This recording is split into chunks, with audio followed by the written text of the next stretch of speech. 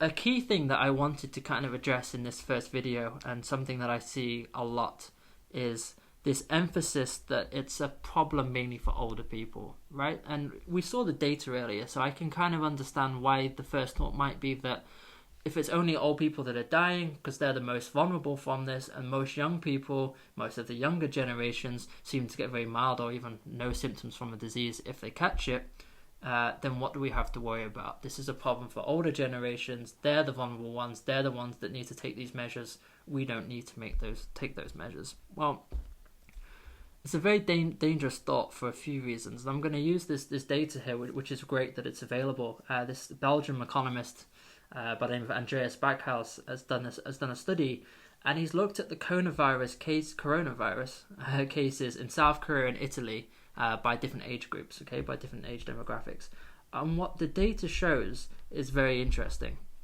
So what's important to bring some context to this graph is that Korea and Italy have taken very different approaches to testing, okay? Partly because Korea started the process a bit before, but also because Korea have a history of battling things like SARS, and so they're much more, the infrastructure's there, and the testing kits were able to be produced quicker, and the country was, let's say, a bit more on alert and wasn't caught as cold as maybe Italy and other European countries and that have been by this disease. So Korea have actually been able to have a different approach to testing, which means that they haven't just tested the most severe people of the illness, but they've actually tested a lot larger sample of the population. And we saw earlier that the numbers in Korea, where they've tested about 250,000 people, and I think that number is just increasing rapidly every day. What that means is we get a much clearer image of who's actually got the virus. Because as I said, if you only test people that have got severe cases, then you're only going to get this very high correlation of people, okay? And that means you're only going to really get old people that have the virus, because you're only testing the most severe people and they're old. But in Korea, what they've done is they've tested a lot of people who have the virus. And what it shows here in this data is that 30%, right? 29.9, 30% of people who have the virus in Korea are in the age group of 20 to 29 years old. Okay, so pretty much 1/3 of people that have coronavirus are my age, okay, and the age, I'm sure, of many people that are going to watch, hopefully, this video. That's quite alarming, because that shows, if we, again, remember about how easily this disease is to be transmitted, and the fact that you can have this disease with no symptoms, and you can just freely pass it on to someone else who then has very much more severe symptoms from the disease.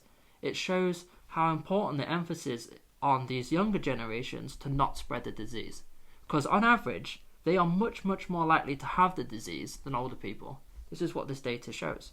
In Korea, people over the age of 70, there's less than 10% of them have the virus, okay?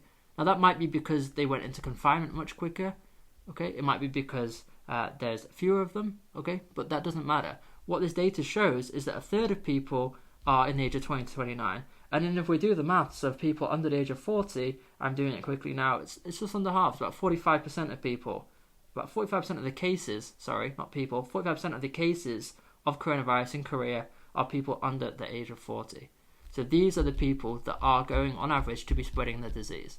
And so if you get younger people who are complacent, who are going around to the bars, to the cafes, to the restaurants, whatever, wherever they can go, they are the ones passing the disease to other people.